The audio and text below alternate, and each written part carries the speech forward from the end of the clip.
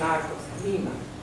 Sus libros importantes son Los Pastores de Oruro, Sarili, que nadie quiere hablar ahora, Los Primeros, de la construcción de la sociedad colonial, la construcción del urbano en Potosí, La Plata, La Paz, la historia de contrastes.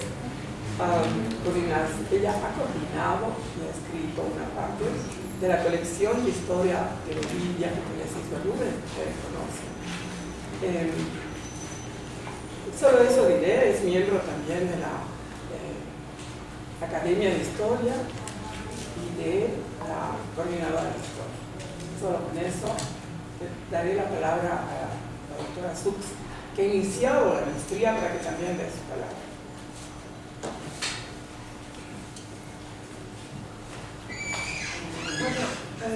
Muchas gracias. Me parece una maravilla que se inaugure este cuarto y último semestre de la maestría como grado terminal con una conferencia de la doctora Jimena Medina Segui. No puedo creer que ya se esté terminando esta maestría y yo creo que ustedes tampoco pueden creer. Además, bienvenidos a todos los estudiantes de pregrado para que se animen cuando salgan también para participar en esta maestría. Bueno, ¿qué puedo decir de Jimena? Es como mi hermana en primer lugar, ¿no? Esta historia, estos son los hijos de un proyecto compartido con Jimena y con Pilar Mendieta, con las que hicimos el doctorado, y también de todos los estudiantes que en su momento nos apoyaron. Aquí está Roger, aquí está Santi, que apoyaron para hacer estos proyectos.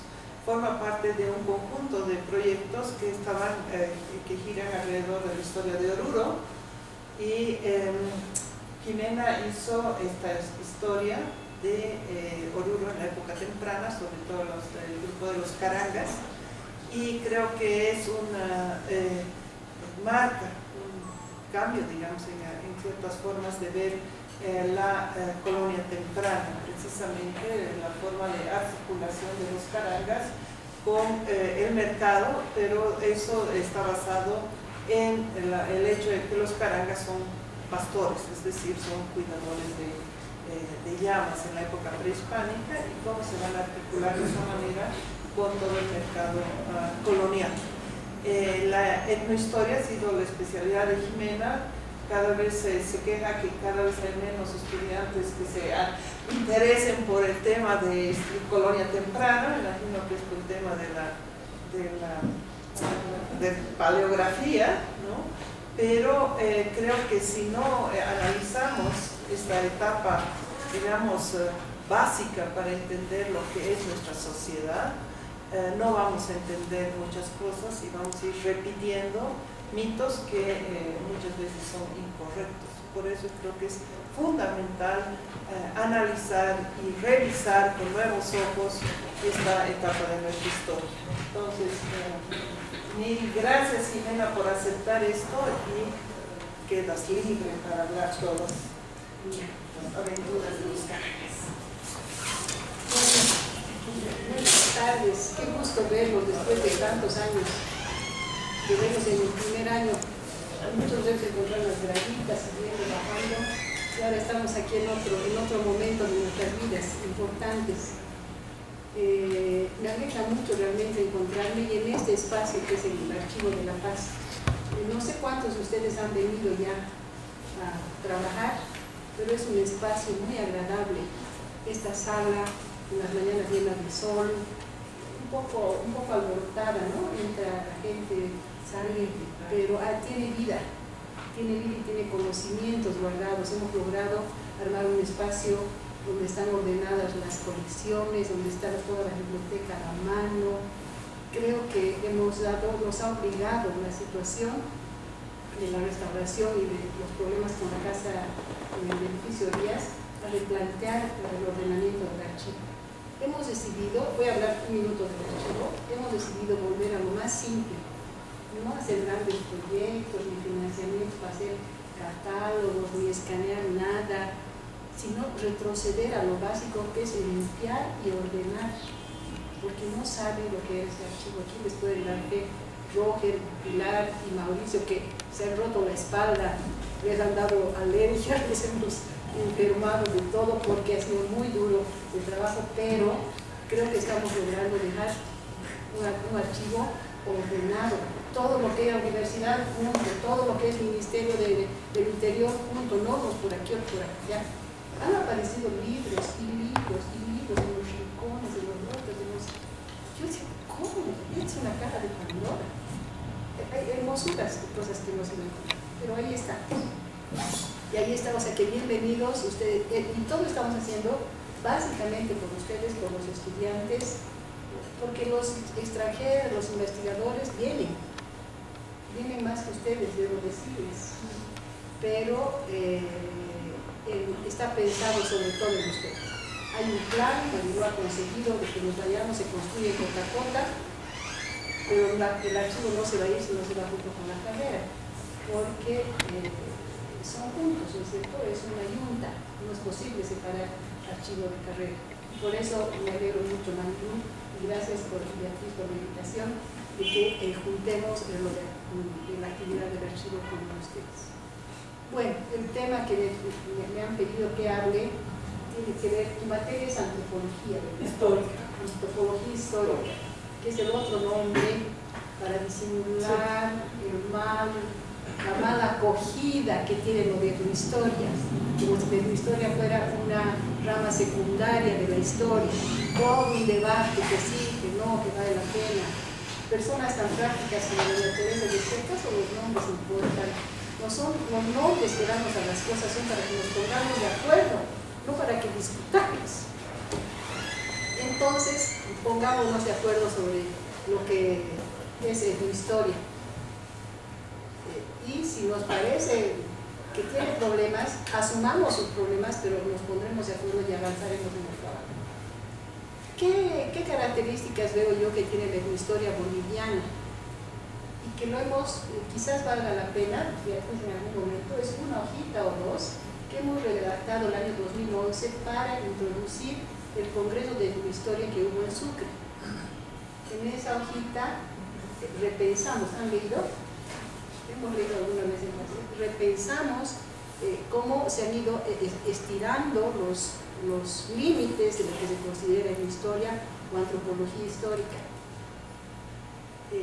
Para empezar, los trabajos bolivianos se han salido del siglo XVI solamente, y la historia se estudia hasta el XIX y de repente el XX, y por qué no hoy, ¿no? Entonces, eso no estaba concebido en quizás los creadores de la historia, que eran los peruanos, o John Mura, que le considera el padre de la historia.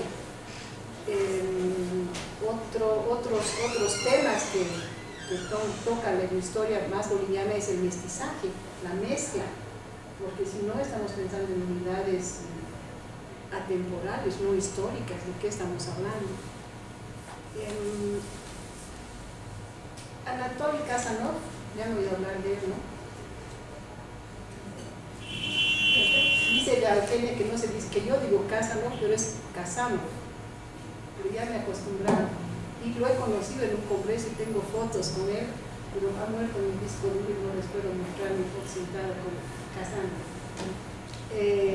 Anatoly Kazanov hace una reflexión que me parece importante. Bueno, primero, ¿quién era Anatoly Kazanov? Es el teórico y el reconocido como el que conoce el problema de los llaneros, que es el de mi tesis. Mi tesis es sobre los llaneros. No, Anatoly Kazanov es sobre los pastores, es la autoridad sobre el tema. Y él dice en su libro, que se llama Nómadas y el mundo de afuera, hasta donde yo sé no está traducido, está sobre el inglés.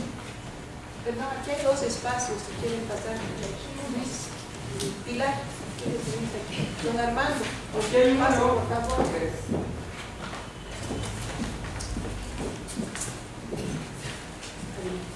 Uno más. Anatoly Kazanov es ejemplo, sobre el pastoralismo, no sobre los valores, sobre el pastoralismo, y él dice que él escribe en ese su libro que hay una diferencia en hacer antropología y en hacer historia, y es que la antropología trata los temas como algo raro, algo excepcional, y él no quiere tratar al pastoralismo como algo excepcional, sino algo universal, algo grande en sus consecuencias. Yo creo que eso, para repensar, para procesar, para ver en los trabajos, es muy importante, y creo que yo lo he asumido también así, ¿no? Y el otro punto tiene la otra diferencia entre antropología e historia tiene que ver con una anécdota que me hizo un profesor muy querido, el Tony Zapata. Me dijo: yo veo un problema en tu tesis. No era que iba a 8000 antes de Cristo, que una vez se vieron en el curso del doctorado, sino que veo que tu tesis está estática, son como fotografías en un momento. Y me he dado cuenta que mi tesis, la de maestría, que es sobre los nombres de las personas, es una fotografía en 1617 de los nombres, en ese momento. Y me dice: el problema de tu tesis es que no ves procesos. Y esa es la otra gran diferencia entre la antropología y la historia. La historia ve procesos. Y tenemos que acostumbrarnos a ver esos cambios. Porque si no, podemos también hacer una historia sincrónica. En un momento estudiamos un censo, estudiamos la paz en este momento, es dable. Pero por definición, la historia es un tejido, un histos a través del tiempo. Entonces, eso es lo que he intentado hacer en mi tesis: ver a los llaneros en la transición del periodo prehispánico, incaico, al colonial. Ese cambio. Bueno, yo tenía planificado empezar mi charla hablando de la tapa. Así que esa era como una introducción, vámonos a la tapa. No, en realidad la tapa presenta el tema que a mí me ha gustado mucho, que dije: debe haber un concurso de tapas, porque refleja, Marilu decía, las tapas nos reflejan a cómo somos cada una, ¿no? Entonces yo he buscado, me he comprado una cerámica de un autor especial, este es Sarabia, y se ha escaneado directamente la cerámica, por eso es que parece que tuviera textura. No es una foto de la cerámica, ¿no? Y los colores, y por qué no vamos a ir solo a la aridez, que sea verdecito. Bueno, ha habido un poco de juegos y de ideas detrás de esto, y aunque por definición los pastores, el pastoralismo se desarrolla en espacios áridos, en tundras, en estepas, en desiertos, y se desarrolla en el altiplano andino, con ciertas variantes que les voy a explicar. Me imagino que ustedes han leído, ¿no?, una parte, balance bibliográfico, que por lo menos debían haber leído. El otro punto, así de partida, es el título, Sariri. En ninguna parte he leído, he revisado para dar la charla de introducción, en ninguna parte explico lo que es Sariri. Aquí caminantes, nosotros los conocemos, sabemos, la mayoría sabe que tiene que ver, y nos hemos discutido, pero Magdalena también quería poner Sariri, y creo que le ha puesto Sariri a un video de ella. Y nació de la idea de, creo que Zenón agarraba la guitarra: soy el Sariri del Ande, ¿no? Hay un canto, ¿y qué es el Sariri del Ande? Era mi pregunta. Los micros del alto también se llamaban Sariri, ¿no es cierto? Son caminantes los que se mueven. Y Sariri es la clave. Y también me ha gustado el nombre Sariri porque resume en una sola palabra, en una palabra además que te hace preguntar, si no sabes el idioma, de qué está hablando este libro, y resume la idea de caminar, de moverse. Y esa ha sido la clave para mí, el moverse, el caminar. Y imagínense, yo que estaba haciendo una tesis estática, sin tiempo, hacer una tesis que se mueve en el tiempo y se mueve en el espacio. Todo se me corría entre los dedos. ¿no? Todo se movía. La Carmen Beatriz me decía, ¿cómo te has metido, Carmen Beatriz, a un tema así? Ay, Jimena, ¿cómo vas a sacar tu tesis? No sé, la tesis se va construyendo en el camino. Y ahí agarré algo que tiene Casanova, cita muchos refranes de los pastores. Y uno de los pastores, de los refranes de los pastores es que la carga se acomoda en el camino. Así que nada, tú la pones como puedes, armas tu esquema más o menos y después con el movimiento se da, lo que se cae lo metes al huequito que se hizo y la tesis va a ir andando, el trabajo va a ir acomodándose. Así que la tesis se acomodó en el camino y quedó lo que quedó. Y yo, a mí me asombra cuando me dicen se ha agotado el libro y siguen buscando y siguen buscando. Y dije, aquí, porque no son temas que yo hago muy bestsellers, ¿no? Soy fiel conmigo, si está bien, me alegro mucho que haya tenido demasiado éxito y siguen buscando y vienen de afuera y me aparece en el internet, ha sido citado no sé cuántas veces, y parece que ha encontrado, como dice la Alison Spedding, librito, ahora busca tú tu camino, dice, ¿no? El libro de busca. ¿Cómo llegué al tema? Ustedes ya tienen que preparar tesis, ¿verdad? ¿Cómo llegué al tema? Teníamos que trabajar Oruro, porque teníamos una beca de doctorado y todos, desde los que hacían arqueología, los que hacían arquitectura, los que hacían hidráulica, historia, teníamos que hacer sobre la cuenca del Popo. Más bien que las épocas nos dividimos, ¿no? Yo era la más antigua en época. Una vez que en un consejo facultativo dijeron, creo que se han pasado de la edad, ya no merecen una beca. Más bien que era el decano Fernando Cajías y dice, están majaditas, pero son jóvenes. Entonces nadie discutió más. Pero bueno, la más antigua, entonces me tocó el periodo más temprano, ¿no? Después tenía Pilar, Marilú y Magdalena Cajías, la época actual. Entonces, ¿y ahora qué hago? Leo y leo. Quería hacer caciques, que era un tema interesante. Hasta que Jürgen Colte nos hizo leer para un curso un trabajo de arqueología de Núñez y de Dulegey, que es el modelo caravanero. Es un modelo de arqueología que habría dado origen a Tiahuanaco, que se movían, y habla de la movilidad giratoria caravanera y cómo ese movimiento había dado lugar al surgimiento de las altas culturas y de las culturas. ¿Y por qué fue capaz Núñez, al Lautaro Núñez, ver esto? ¿Alguien lo ha leído a Lautaro Núñez? ¿Alguien lo ubica quién es? En realidad yo debía haber hecho el balance con arqueología más, pero ya era demasiado, así que dije arqueología de nada. Es un arqueólogo que vive en Atacama, en San Pedro de Atacama. Entonces, una persona sensibilizada con el desierto podía tener esa mirada, esa perspectiva.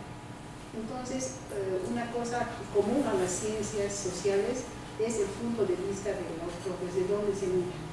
Por eso, lo que Núñez lo atrajo a Dulegey, a otro, era capaz de ver, de preocuparse, era sobre los llaneros y cómo se movían en el espacio. Entonces me pareció que esa era la clave para Oruro. Dije, claro, Oruro es mucho más árido que el altiplano paseño, que era el que yo conocía y había hecho mi tesis de licenciatura sobre los Yanacomas. Dije, no todos los días charlábamos con Marilú y con Pilar, que conocen mis medias huecas para dormir, tienen que ser huecas para dormir. Y charlar dice, no, Oruro es diferente, no es el mismo altiplano de La Paz que el de Oruro. El de Oruro es mucho más árido y por lo tanto hay algunas particularidades y parece que está en este punto clave de los llaneros, de esa movilidad. Y de ahí, por pura casualidad, un día yendo en un auto, un amigo que nos llevaba, un argentino, había tenido un libro ahí botado y nos dijo, recorran para sentarse, y al ser el libro, Casanova. nomads and the outside world, nómadas y el mundo de afuera. Y cuando empecé a ver dije, no puede ser, esto ha caído del cielo a mis manos. Era una mirada teórica sobre el pastoralismo comparando los pastores en el mundo. Y ponía el acento en que los nómadas se mueven y no pueden sobrevivir si no se contactan con la sociedad sedentaria. Y su propuesta clave era que no oponer sedentarismo o como una etapa culminación de la humanidad, mientras el nomadismo era una etapa previa, cuando la humanidad todavía, los hombres no han logrado su cultura, era una equivocación.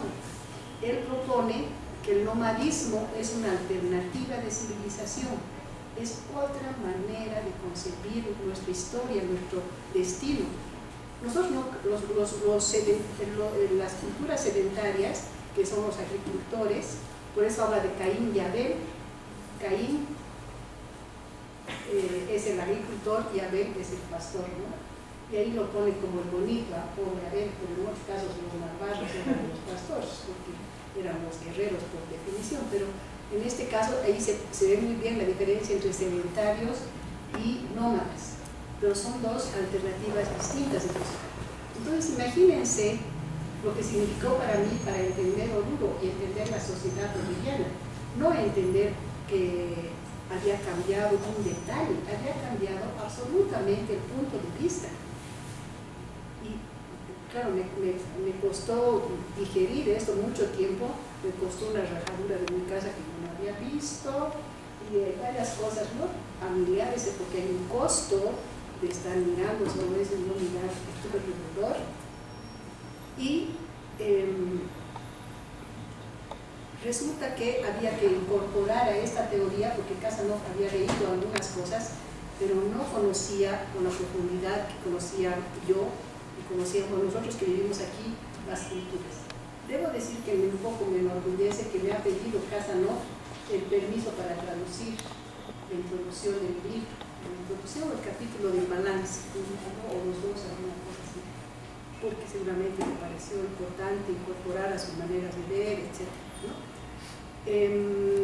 Entonces descubrí que la clave era la movilidad. ¿Y cómo? ¿Quiénes se mueven? Se mueven aquellas culturas, aquellas sociedades que viven en un entorno muy árido, como era el altiplano hondureño y más hacia el sur, hacia los Lites, y que su alternativa era moverse en el espacio, primero para que los animales consigan mejor alimento, pero además a conseguir lo que no tenían en sus lugares donde habitaban. Por eso es imposible entender el famoso control vertical si no pensamos en los llaneros.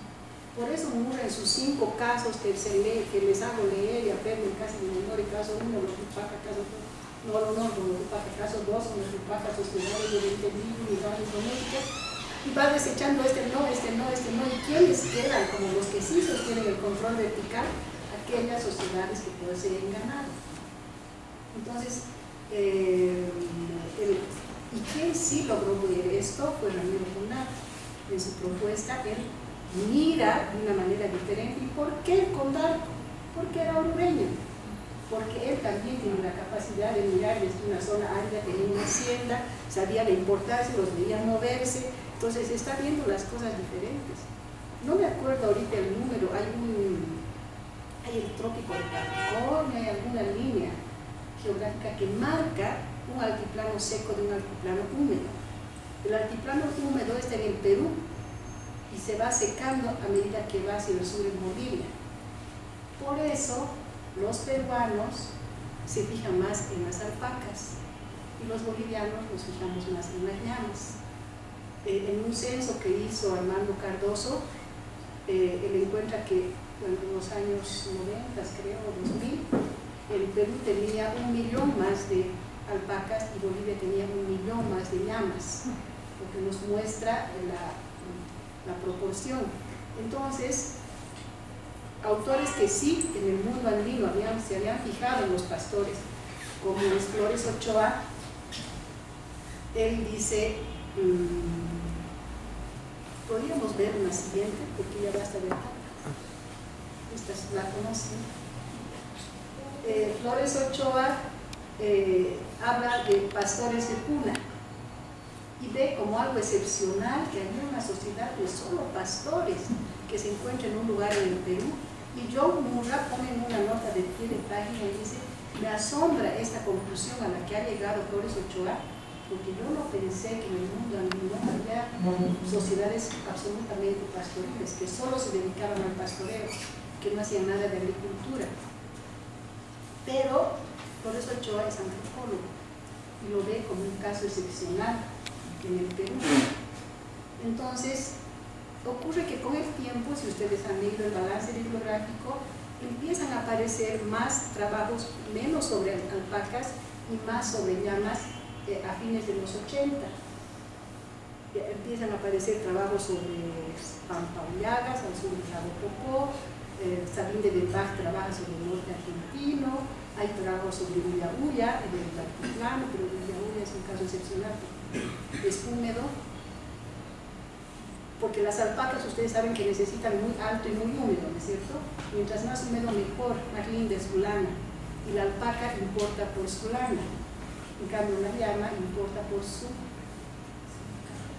capacidad de carga, y si puedes cargar, puedes moverte en el espacio.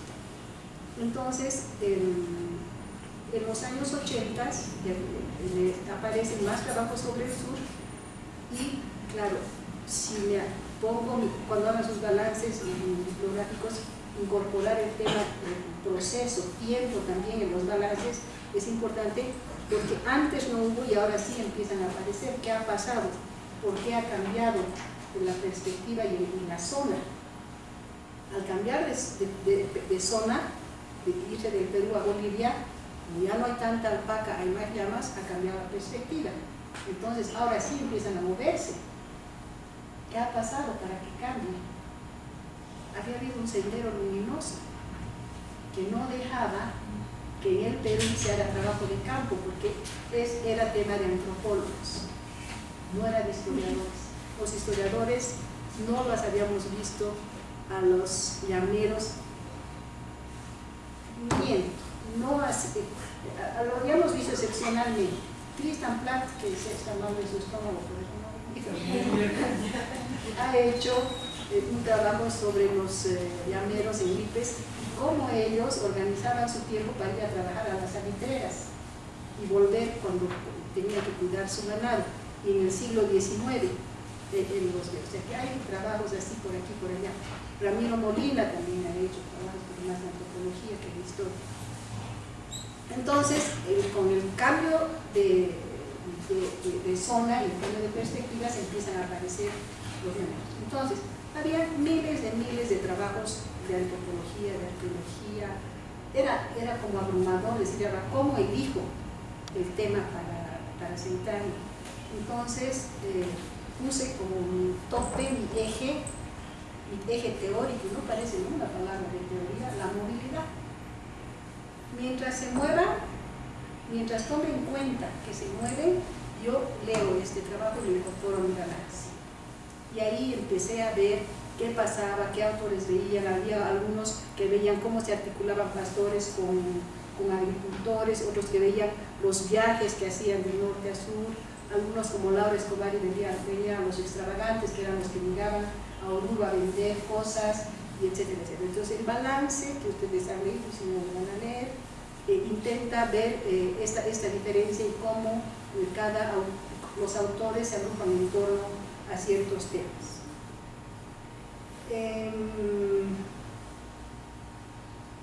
Podemos pasar a una fotografía. Hay una relación, esto, ¿conocen? ¿Han ido a la casa Culicuyi?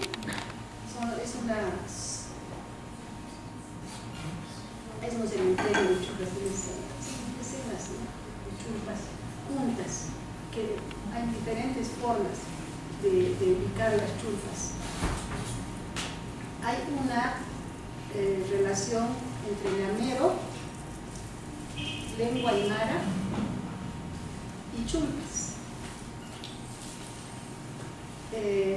Los chulperíos corresponden a pastores o población de lengua aymara, que después los incas los toman. Después los incas los incorporan y hacen sus propias chulpas, y eso es un poquito lo que voy a explicar también, ciertas características del imperio incaico en relación a los pastores. Pero ¿qué implica ser pastor para Kazan? Y que vemos si esto se aplica a estos aymaras pastores llameros, porque son solo de llamas, no cargan a las alpacas, y el guanaco y la vicuña son animales salvajes que no es sido necesario domesticar. Implica ciertas características. La primera, que ve con Darko, por ejemplo, es no urbanismo. Es un rechazo a las grandes ciudades, a las grandes urbes. Y es bien interesante porque se considera que la ciudad, el urbanismo, es un cambio así trascendental en la historia de la humanidad. Cuando la gente se logra reunir en una ciudad, se produce cultura, se produce debate, se produce arte, y en cambio en este otro lado no hay. ¿Me pueden decir qué grandes ciudades hay en el altiplano andino prehispánico? Tiahuanaco y that's it. Quizás el Cusco, que está como en un valle, pero no hay ciudades. Entonces, en esta característica son sitios de paso, son pequeños sitios, son lugares donde sí se reúne mucha gente, pero se reúne para la fiesta, para la feria, y después otra vez. Un documento importante que logré revisar, que es sobre Carangas, es un debate que hubo por las encomiendas en Carangas. Y es interesante porque es muy temprano, desde 1540, o sea que es ahícito. En 35 han entrado los españoles aquí al altiplano, y ya del 40 están peleando. Entonces en esa década están de ese documento. Los hacen jurar por el dios Inti, por la Pachamama, todavía ni por Dios, entonces es un documento súper importante. Y en este documento aparece Roger. Nos hemos hecho doler la cabeza 1000 veces tratando de armar cómo podría, con Roger hemos trabajado, me ha debido odiar desde esa época, pero con los nombres, porque además no transcribían bien los nombres, pero los sitios, este es cacique de tal, de este otro, tal, era tan lío de quién dependía de quién, pero ¿qué se ve? Se ve una población totalmente dispersa, de caciques, que era la autoridad lo que mantenía el territorio unido, porque el territorio de por sí estaba salpicado. Entonces este tenía una estancia metida en el aire del otro, pero estaban mezclados unos con aymaras. De verdad, muy es el final de esta historia, nos ha dado un mareo total. Cuando hemos terminado de reconstruir después de unos años, yo creo que está mal encima de todo, porque es un chenco, y tanto que Polo de Obligado dice, solo ellos entienden. Cuando van a pagar el tributo dicen, no, porque este ha hecho, tenía una gallina más, entonces tiene que pagar, no, se la ha muerto, el burro tiene que pagar. Es una cosa cotidiana que no logra trascender el documento, sino en sus líneas más generales, que es esta de la gran dispersión, que se unen en ciertos momentos. Y otra frustración que tengo en las fuentes es no haber encontrado, a ver si encuentran, documentos sobre fiestas, sobre ferias, sobre cuándo se juntan, qué está pasando. ¿Qué ha quedado de estos momentos de unión? Ha quedado otro tipo de documentos. Uno tiene que aprender a ver, quizás podríamos avanzar. Esto. Han quedado las iglesias, han quedado las capillas, donde han pintado. ¿Qué? Ah, del viaje. El pobre Roger baja y sube a sacar las fotografías. Los contrabandistas por ahí, vámonos, porque se hacían los que estaban hablando por celular y estaban avisando que pasaban por aquí, pensaban que era una vez cruzado con uno que ha abierto así sus puertas como para disparar, porque vas por allí, son pampas y pampas y pampas, y no saben lo hermoso que es. No, carangas. Sí, es hermoso. Un día hemos llegado a un pueblo que se llama Chuquichambi y hemos tenido la suerte de llegar tipo 5 de la tarde, el sol se estaba entrando, entonces es la mejor hora para sacar fotografías, y las terrazas incaicas o preincaicas de repente se veían con tal claridad, y un lugar verde, verde, verde. ¿Y esto qué ha pasado de cómo está aquí? Entonces, para despistar a los, para dar a conocer que realmente éramos historiadores, que no éramos culturalistas de Coa, nos paramos en una tiendita a mostrar, y decir, tiene refresquitos, y mira, a ver, hemos sacado estas fotos porque somos historiadores. ¡Ay, la Juanita está con sus ovejas! ¿Por qué ella tiene chompa roja? Así No, se había que conoce. decir que éramos investigadores, Ah, porque sí. ¿Qué son investigadores?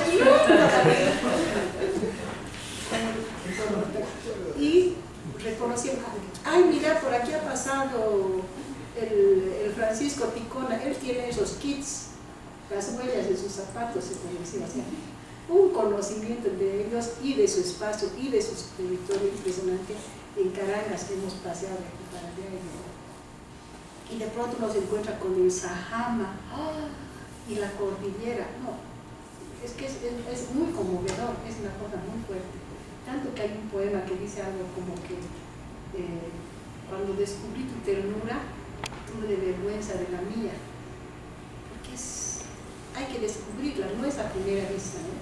Hay que pasar un tiempo hasta que lo encuentre. Bueno, vamos a ver qué pasó con los incas, con estos pastores, estos aymaras. Esto es un poco los testimonios que dejaron las vidas. Los incas toman para sí, controlan, no voy a controlarles la hora. Ya, unos 10 minutos. Los incas tomaron para sí, controlaron la movilidad, controlaron la circulación. ¿Por qué creen que tenían tantos tambos, tantos caminos, tantos lugares que controlaban el paso? Ellos y llegaban a un lugar, conquistaban a las buenas o a las malas, ¿no es cierto? Normalmente siempre terminaban a las buenas, les daban tierras, les daban ganado, les decían, esto es para ustedes, esto es para el Inca, pero ustedes circulan por ahí y tienen sus tierras donde van a recoger lo que necesiten, el resto que recojan es del imperio. Entonces todos esos excedentes de esta circulación, porque no eran en sus tierras, en las tierras de los pastores, sino en las tierras que el Estado se había quedado para sí y que se quedaban para él. Entonces el control de la movilidad, de la circulación estaba en manos de los incas. Tenían por eso las colcas, las piguas, los almacenes, etcétera, etcétera. Es bien bonito un documento que esta transmite en la visita de los Lupaca. Yo le he puesto más atrás, pero está un poco larga. Tal vez podemos avanzar. Esto es un poco para ver el altiplano árido. Eso es Chipaya, una vez que hemos ido. Estos son los chiquitos chipayas. Era el desfile de las. Y esta es la zona del altiplano. Y la dejaremos. O a los niños chipayas, mejor que nos miren, ¿no? Una antes. Ya. Entonces, ese fue el control de los incas, entregando a cada uno. Pero no todo el imperio era igualmente pastoril. Habían zonas, lugares absolutamente de pastores, como los Lípedo, como algunas aylus de Potosí, de Oruro. Habían otros, como los Lupaca, que combinaban, pero muchas de las tierras, y eso se ha visto luego en arqueología. Por ejemplo, hay un trabajo de, no me acuerdo el nombre de la arqueóloga, que hizo en Sama, en Moquegua, en los lugares donde se supone tenían tierra los Lupaca, y encontraron que estas tierras las tienen solo desde los incas. No hay restos pre-incas como si los Lupaca hubieran controlado esas tierras antes. Entonces parece que la alianza Lupaca-Inca les dio las tierras allá abajo y desde entonces ellos podían bajar a los valles. Y el documento dice, ¿qué tienen que darme de...? Hay una lista. ¿Qué tienen que darme? Mira, Cari y Cusi, topos de Ustedes saben lo Tupaca, ¿no es cierto? Están en la orilla del lago Titicaca y son conocidos por ser, incluso tienen un padrón de los 1000 indios ricos, ¿no? Entonces son conocidos, ¿por qué son ricos? Porque tienen ganado. Garcilaso dice, la única hacienda, quiere decir, la única riqueza es el ganado, lo demás es de todos. Entonces, esto da para que trabajen la tierra. El siguiente, por favor. Y aquí, cestos de ropa y cuánto dan, piezas de abasca, cargas de chullo, todo lo que tienen que dar, una más. Esto es lo de Chambilla. ¿Perdón? Lo de Esto es lo de Chambila, no, entonces no. No, antes está entonces lo de Caricusi. Es un solo. Eso nomás han sacado. Bueno, lo importante es que Cari da tributo en ganado y Cusi no. Cusi no tiene ganado. Lo ve que son dos caciques siempre, no tiene ganado. Es de inferior categoría. Entonces, el tener ganado marca a los indios ricos y marca a la categoría social. Ahora, es interesante también que la propiedad del ganado en tiempos incaicos es la única que se puede llamar propiedad, era de ellos. Ahí sí se puede hablar como de propiedad privada, que supuestamente los incas no todo con la comunidad. Entonces se les regalaba a los recién nacidos, habían el más rico, el más ricacho de los Tupaca, no me acuerdo, creo que tenía 10.000 cabezas de ganado. ¿Saben qué apellidaba? Ese dicho claro se llama Alanoca. No, vuelo de la ministra. No, Alanoca, que después se transformó en Transportes Alanoca. Y ahora miren los Transportes Alanoca, siguen en el mismo rubro a través de los siglos, pero ahora tienen las grúas Alanoca. ¿Qué tal Ricardo será que cuando hubo el lío en el alto, uno de los cuando él subió, creo, que quemaron los almacenes y no sé qué? Pero bueno, el hombre rico era el que tenía mucho ganado. Entonces apostaban a tener ganado como algo, y en la actualidad cada vez se va perdiendo, ¿no? Es una cosa que en todo el mundo está perdiendo espacio porque la sociedad, aunque se mueve más que antes, ya no es pastor, ya no caminas, ya no somos seres. Otra de las características es no urbanización, otra característica es no especialización. Entonces no hay los sastres, los zapateros, todos intentan hacer de todo, todos tienen que ser autoridad alguna vez, todos tienen que saber algo de rituales, todos tienen que saber tejer, etcétera, etcétera, y viajar y moverse. Y otra característica es el encuentro en momentos claves, ¿no? Encontrarse en momentos rituales que hagan de esta comunidad una comunidad y no grupos dispersos.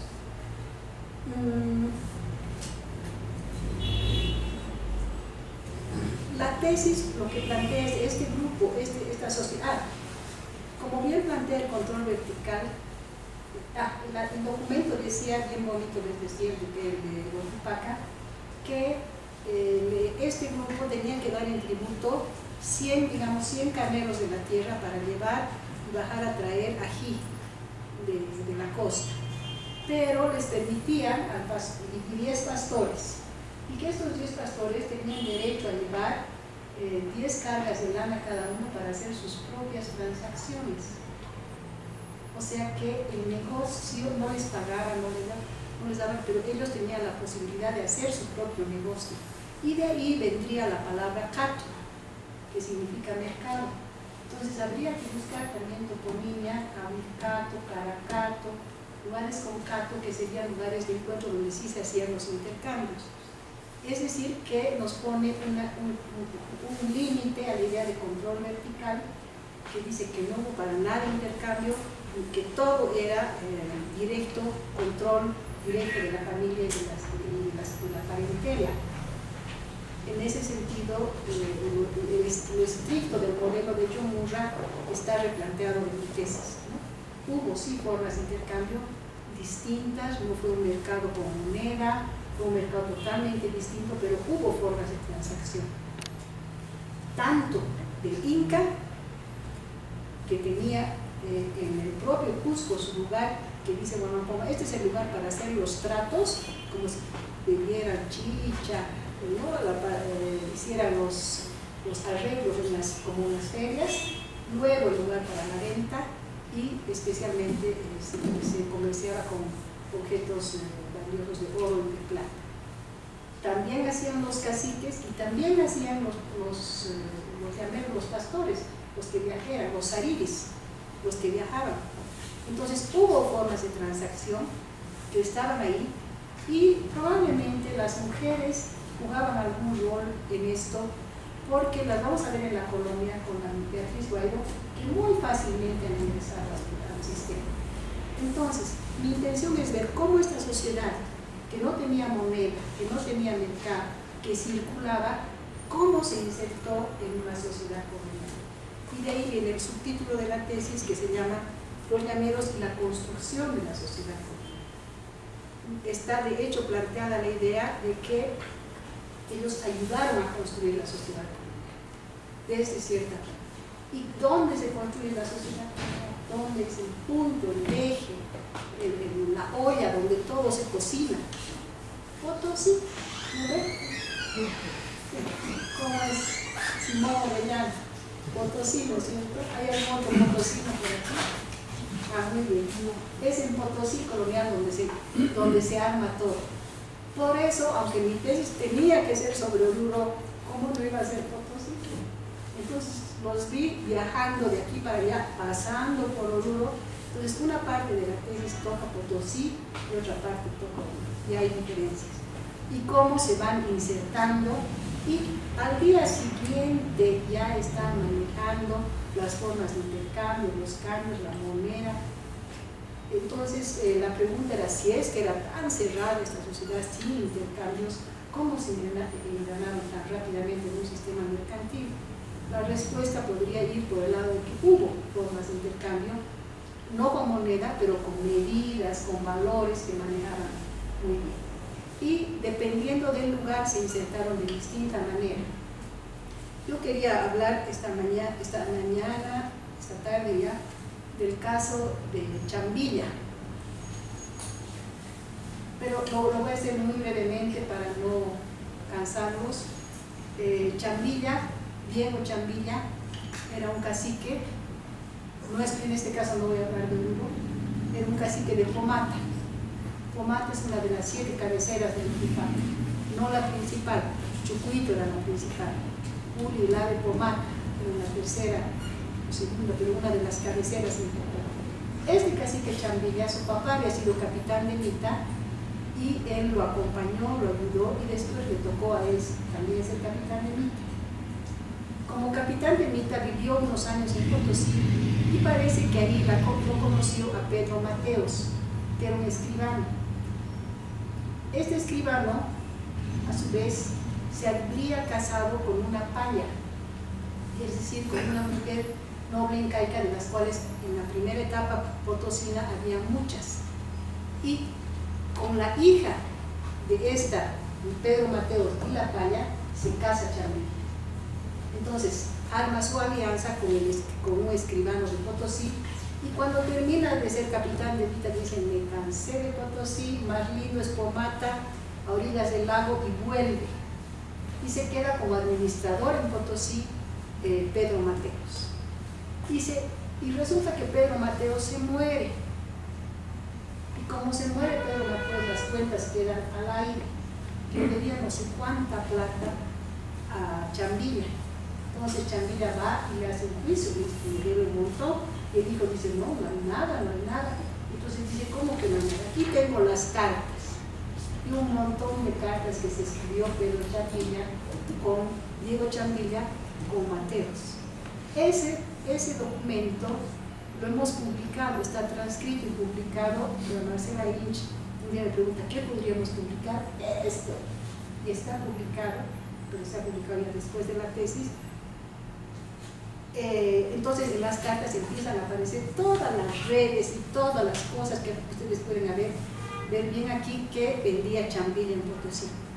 Entonces durante 2 meses viajaban sus llameros desde Pomata hasta Potosí llevando diversos productos. Pero el principal de sus productos era el ají. Es como si se hubieran especializado. Ya dice, los de La Paz que lleven coca, no coca, los del Cusco que lleven coca, porque no, el 17 ya se llevaba de La Paz, pero antes era solo del Cusco. El Huarachi llevaba, él también tenía viñedos, también llevaba vino, pero no, nadie pues eran muy buenos comerciantes como siguen siendo, sino miren el mercado de Achumari y la Olistus es realmente un éxito económico por las transacciones. Entonces no vas a apostar a un solo producto, claro, es muy bien el ají, pero también tiene viñedos, entonces llevaremos boticas de vino, pero como tengo gente en el altiplano que hagan chuño, que hagan tejido, llevaremos pescado seco y también alguna vez podían llevar cañagua, etcétera, etcétera. Y se atrasaban o se adelantaban en su viaje averiguando cómo está el precio. Si estaba el precio muy bajo del ají, no vale la pena todavía venderlo, o lo almacenaban hasta que sube el precio. ¿Y quién llevaba cuenta? Su quipucamayo, amarrando todavía sus quipos. O sea que es mágico el documento para mostrarnos este modelo cacical andino del que han hablado Tristan y Rosana Barragán en su momento, que son caciques como Fernández Huarachi con mucho éxito para insertarse en este mundo andino colonial. Rompiendo una vez más, no quiero decir que esto lo rompe ni mucho menos, pero una vez más esa idea de pobrecitos, solo fueron explotados, rapidísimamente se insertaron, lograron sacar éxito, pero sí, claro, se aprovecharon de un sistema donde como cacique él tenía toda una red, mano de obra, mujeres que se lo tejían, otros que se lo cultivaban. ¿Cómo vas a envolver? ¿Cómo van a hacer las botijas de vinos? ¿Quién va a hilar? ¿Quién va a ir a cosechar? Hay que hacer secar el ají.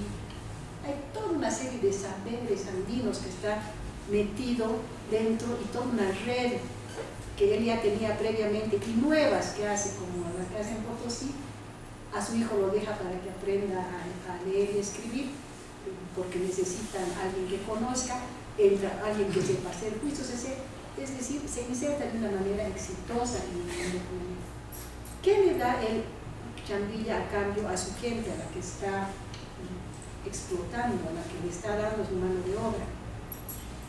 Le da la protección y la relación con el Estado, ¿no? Entonces este famoso sistema de reciprocidad del cacique está funcionando a todas luces en este mundo, donde los llaneros, a través de este ejemplo de los caciques como Chambilla, están construyendo también el sistema colonial. Éxitos de vida.